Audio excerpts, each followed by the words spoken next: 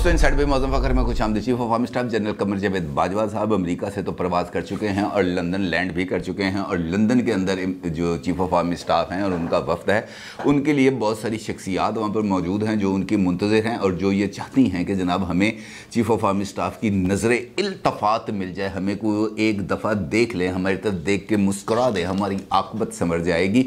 और इसके लिए बहुत सारे लोग जो हैं वो खुसूसी तौर पर लंदन भी गए हैं और वो इस वक्त जो लंदन के जो एयरपोर्ट्स हैं उसके इर्द गिर्द ही मौजूद हैं कि जैसे ही हमें पता चलेगा कि जनाब पाकिस्तान एयरफोर्स का एक खुसूसी तैयारे ने लैंड किया है, हम भी उनके करीब तरीन होकर उनकी एक झलक देख लेंगे, दूर से वेव कर देंगे, बता देंगे कि जनाब हम यहाँ पे मौजूद हैं।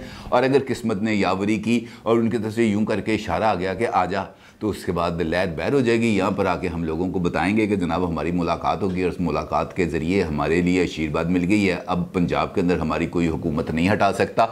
और चौधरी परवेज़ इलाही साहब का ये जो ख्वाब है ये किस तरीके से पूरा हो सकता है और चीफ ऑफ आर्मी स्टाफ का जो लंदन में क़याम है अब वो क़याम कितना है और इसके अंदर क्या कुछ हो सकता है, इस सारी सूरत हाल पर आपके साथ बात करूंगा और ख़ास तौर पर उन ख्वाबों का जिक्र करूंगा जो बहुत सारी शख्सियात देख रही हैं और उन ख्वाबों के अंदर कौन कौन सा उनको उसकी जो हम कह सकते हैं अमली तौर पर ताबीर मिल सकती है। ये सारे मंजर आपके सामने रखूँगा, लेकिन उससे पहले पाकिस्तान तहरीक इंसाफ ने अच्छी नहीं की, ये बात तय है कि अच्छी नहीं की। और उन्होंने सदर आरिफ अलवी साहब को जिस तरीके से रुस्वा किया, जिस तरीके से शर्मिंदा किया, जिस तरीके से आरिफ अलवी साहब को बेतौकीर किया, इसकी तो यकीनी तौर पर किसी भी जगह पर इसकी मिसाल नहीं मिलती। और मुझे ये लग रहा है कि ईवान सदर में होने वाली एक नाकाम और जिसे हम कह सकते हैं कि वो जिसके ज़रिए उनको कुछ उम्मीदें थी, एक नाकाम मुलाकात का जो मलबा है इमरान खान साहब ने वो आरिफ अलवी साहब पर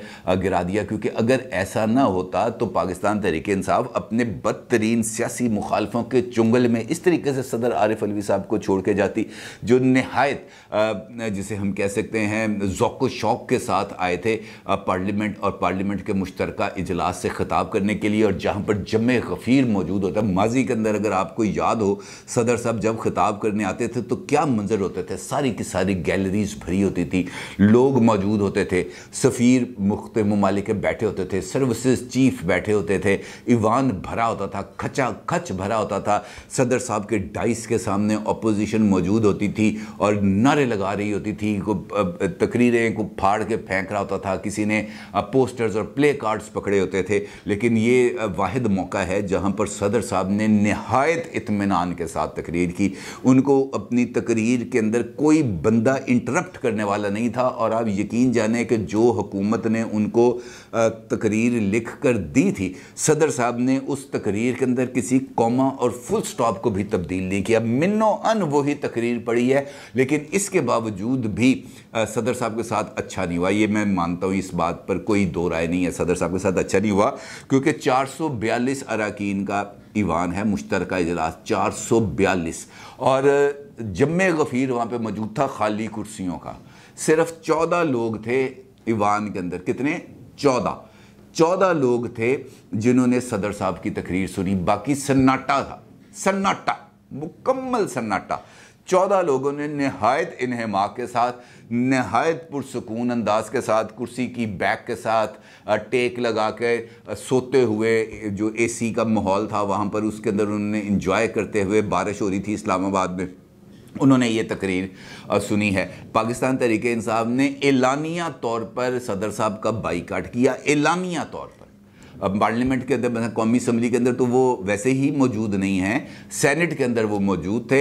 होना तो ये चाहिए था कि उन्हें अपने सदर को बेल आउट करने के लिए पार्लियामेंट के मुश्तरका इजलास में आते, सदर साहब की तकरीर सुनते। लेकिन उन्होंने चूँकि तय कर लिया था कि आरिफ अलवी साहब को हमने रुसवा करना है, तो उन्होंने इसके अंदर भरपूर तरीके से हिस्सा डाला, उन्होंने एलानिया बाइकआउट किया। और जब सदर साहब पहुँचे वहाँ पर ईवान के अंदर, उनको दावत खिताब मिली, उसके बाद वो उन्होंने अपनी तकरीर का आगाज़ किया। तो फिर उसके बाद जो हुकूमती लोग थे, जो हुक्मरान इत्तेहाद था, उसके में शामिल जो अरकान थे, उन्होंने भी वॉकआउट कर दिया। उन्होंने कहा जनाब हमने इस सदर की तकरीर ही नहीं सुननी, हमने यहाँ पर बैठना ही नहीं है। और उसके बाद हुक्मरान इत्तेहाद वाले सारे के सारे वॉकआउट करके ईवान से बाहर चले गए और रह गए आरिफ अलवी साहब और खाली कुर्सियाँ, मुझे बिल्कुल याद आया वो वाले मनाजर जब डी चौक पर धरने के आखिरी दिन हुआ करते थे, इमरान खान साहब कंटेनर पर जलवा अफरोज़ हुआ करते थे और उनके सामने खाली कुर्सियों का जमे गफ़ीर होता था और वो उसके साथ नहायत ऐसे जोश व जज्बे के साथ तकरीर कर रहे होते थे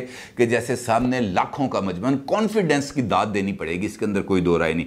और मुझे लगता है कि आरिफ अलवी साहब को इमरान खान साहब ने खाली कुर्सियों के साथ जो खिताब करने की जो अपना गुर थे वो भी उन्होंने आरिफ अलवी साहब को सिखा दिए। और इस खिताब के दौरान जब हुक्मरान इत्तेहाद ने वॉकआउट किया, वो बाहर निकले, बाहर निकलने के बाद राना सनाउल्लाह साहब और वज़ीर दिफा ख्वाजा आसिफ साहब ने मीडिया के साथ मुख्तसर सी गुफ्तगू की और उनका ये कहना था कि पार्लियामेंट के मुश्तरका इजलास में आने वाले सदर ने मुल्क का आइन तोड़ा, अदालत ने इसे आर्टिकल 6 के तहत सजाए ने, बड़ा सख्त किस्म का उन्होंने मौक़िफ़ पेश किया कि जनाब इसने आइन तोड़ा और फिर उसकी उन्होंने वजूहात बताई कि जनाब सदर साहब ने किस किस मौके पर आइन की खिलाफ वर्जी की है और बताया कि जनाब किस तरीके से कासिम सूरी ने आर्टिकल 5 ऑफ द कॉन्स्टिट्यूशन को इन्वोक किया और उसी वक्त फौरी तौर पर इमरान खान साहब ने 30 सेकंड के अंदर अंदर असम्बली तोड़ने की एडवाइस जो पहले से तैयार थी उसको दस्तखत करके ईवान सदर भिजवाया और ईवान सदर ने 20 मिनट के अंदर अंदर उस एडवाइस को मंजूर भी कर लिया और असम्बली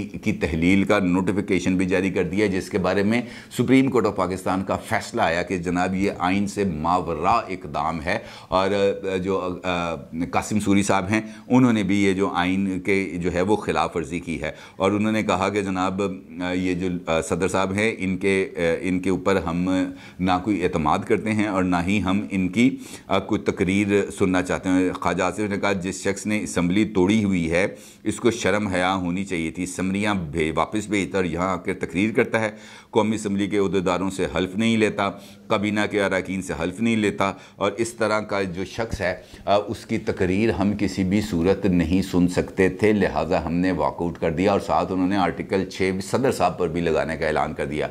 एक जानिब वो कहते हैं कि जनाब वज़ीर आज़म साहब पर भी, साबिक़ वज़ीर आज़म साहब पर भी आर्टिकल 6 लगना चाहिए और उसके साथ साथ उन्होंने इस पर भी कह दिया है कि आर्टिकल 6 लगना चाहिए। अब देखना यह है कि इनकी आर्टिकल 6 कैसे लगाएंगे। अलबत्ता सदर साहब ने जो खिताब किया है उसके अंदर वो ये कहते हैं कि ये इंतखाबात का साल है, सियासी पोलराइजेशन ख़त्म होनी चाहिए।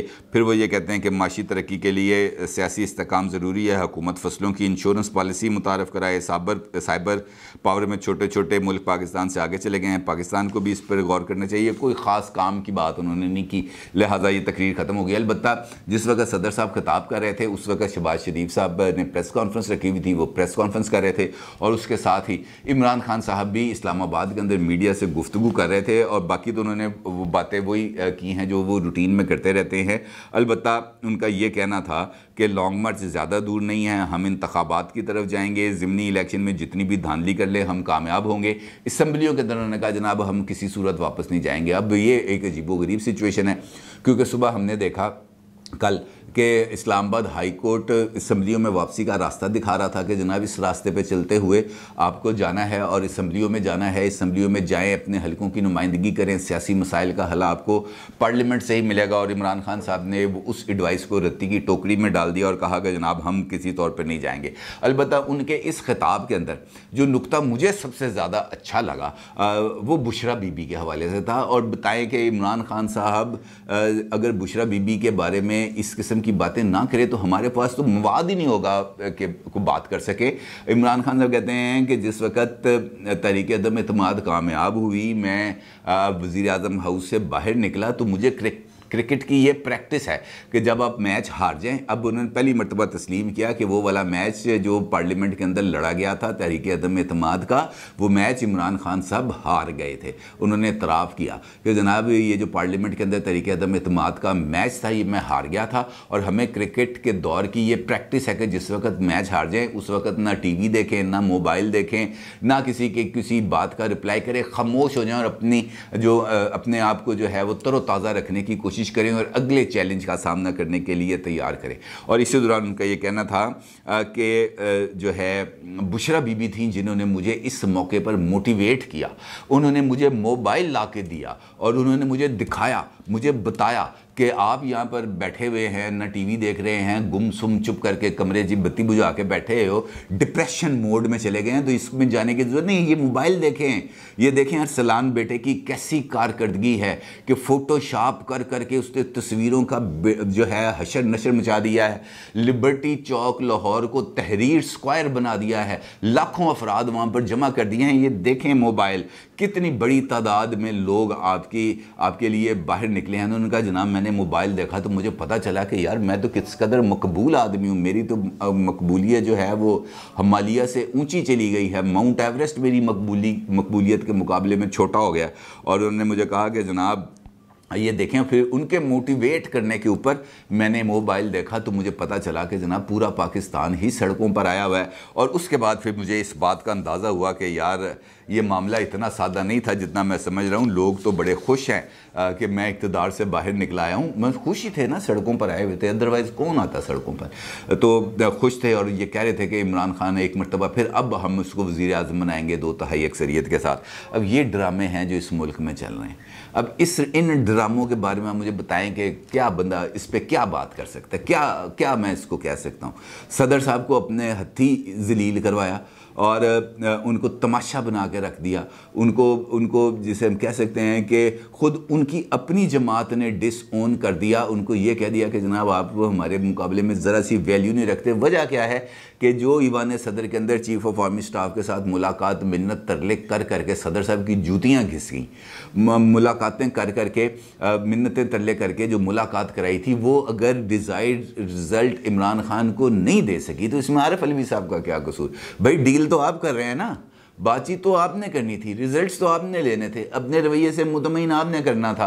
ये जो सोशल मीडिया के ऊपर आपने मुहिम चलाई थी मुतमईन आपने करना था। ये न्यूट्रल्स के वाले से जो मुहिम चलाई थी मुतमईन आपने करना था। ये मीर जाफ़र मीर सादक आपने कहा था मुतमईन आपने करना था। अगर आप नहीं कर सके तो इसमें आरिफ अलवी साहब का तो कोई कसूर नहीं था। लेकिन आरिफ अलवी साहब को उन्होंने कुर्बानी का बकरा बना दिया और ये कह दिया कि जनाब ये आपकी लड़ाई है, वो आप लड़। मुझे वो एक क्रिकेटिंग वाक़या याद आ गया। वसीम अकरम साहब अमूमी तौर पर ये सुनाते होते हैं कि वो मैं नया आया, मैंने बॉलिंग कर रहा था, मैंने विविन रिचर्ड को बॉलिंग की, फिर मैंने उसको बाउंसर शाउंसर मारा, मैंने उसके बाद उसके साथ बदजुबानी की और फिर जाके मैंने इमरान खान को बताया। इमरान खान कहते फ़िक्र ना कर, मैं इसको संभाल लूँगा। जब मैच ख़त्म हुआ और मुझे आके बंदे ने बताया कि बाहर विविन रिचर्ड इंतज़ार कर रहा है, बड़े गुस्से में है, बैट उसने पकड़ा हुआ। तो कहते हैं जी मैं गया इमरान खान के पास और इमरान खान से कहा कि स्किपर वो विविन रिचर्ड आए ज़रा मेरे साथ, मुझे बचाएं।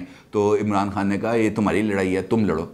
तो उसके बाद यही वाला हाल किया उन्होंने आरिफ अलवी साहब का, ये तुम्हारी लड़ाई है, तुम लड़ो, मेरा इसके साथ कोई लेना देना नहीं है। कप्तान ने हमेशा यही किया है, जिसने उसका साथ दिया उसको उसने हमेशा जो है ना वो मुश्किल वक्त में छोड़ दिया। शहबाज गिल की मिसाल आपके सामने है। वो शहबाज गिल जो इमरान खान साहब का साया हुआ करता था, वो इस वक्त इमरान खान के करीब नहीं फटक सकता। चीफ ऑफ स्टाफ का ओहदा मिल गया शिबली फराज को, बेचारा अब खामखाई प्रेस कॉन्फ्रेंस करता फिरता है, अब वैल्यू कोई नहीं रहेगी। ये हाल करते हैं कप्तान साहब अपने साथियों का। खैर जो सिचुएशन है वो ये है कि chief of army staff general Qamar Javed Bajwa sahab अपना दौरे अमेरिका मुकम्मल करके पाकिस्तान के लिए रवाना हुए और यकीनी तौर पर बड़ा लंबा रास्ता है, रास्ते में स्टॉप ओवर होता है और इस दौरान जहाज़ की सफाई शफाई की जाती है, उसको ठंडा किया जाता है, रीफ्यूलिंग की जाती है और इस दौरान जो साहिबान होते हैं वो आके लाउंज में बैठते हैं या अगर स्टे कुछ टाइम का ज़्यादा हो तो वो सफारत खाने चले जाते हैं या होटल चले जाते हैं, वहाँ पर जाके कुछ अर्सा क़याम करते हैं और कोई मुलाकात करनी हो तो वहीं पर हो जाती है अमूमी तौर पर। तो इस चक्कर के अंदर जो हमारे जो चीफ़ मिनिस्टर हैं पंजाब के, वो 3 दिन से बैठे हुए हैं लंदन।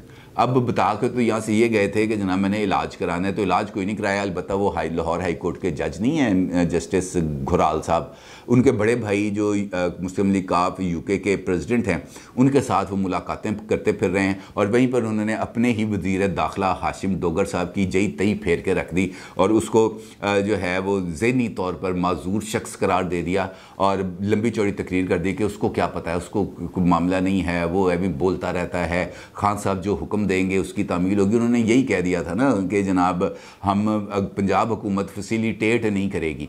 अब वो उसने यही कहना था और क्या कहना था, लेकिन वो ये समझे परवेज़ इलाही साहब के मेरे नंबर कटने के चक्कर हैं, तो वो उन्होंने इस वाले से एक जो है वो बयान जारी कर दिया। बुनियादी तौर पर वो लंदन के उस एरिए के अंदर घूम फिर रहे हैं 2 दिन से, जो एक तो करीबी एरिया है जहाँ पर नवाज शरीफ साहब के दफातर वगैरह है वहाँ पर, और दूसरा एरिया है वो जगह जहाँ पर मुमकिन तौर पर पाकिस्तान एयरफोर्स का कोई तैयारा लैंड कर सकता है। और कोशिश ये है कि किसी ना किसी तरीके से लंदन में बैठ के मुलाकात हो जाए। वो रिकॉर्ड नहीं हो पाएगी, वो मुलाकात हो जाए ताकि मैं किसी तरह की कोई गारंटी ले सकूं कि मेरी हुकूमत बरकरार रहेगी, और उसके लिए अगर इमरान खान साहब की कुर्बानी भी देनी पड़े तो वो उसके लिए भी तैयार हैं। और इसके वो कई मरतबा इशारे भी दे चुके हैं, अपने अमल से साबित करते हैं। देखें, ज़ुबानी और सियासी बातें करना और बात है, जो चीज़ें अमल से साबित हों वो ज़रा एक सिचुएशन मुख्तलिफ हो जाती है। और अब परवेज़ इलाही साहब बुनियादी तौर पर ये कोशिश कर रहे हैं कि उनको मौजूदा और फ्यूचर के सेटअप के लिए कुछ यकीन दहानियाँ चाहिए, क्योंकि मौजूदा हालात में उनको इस बात का अंदाज़ा है, पॉलिटिकल प्लेयर हैं,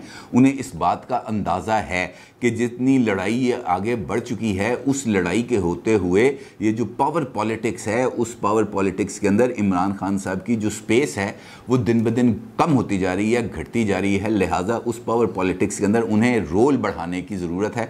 और वो रोल कैसे बढ़ा सकते हैं? वो उसी वजह से बढ़ा सकते हैं कि वो इस्टेब्लिशमेंट के करीब रहें।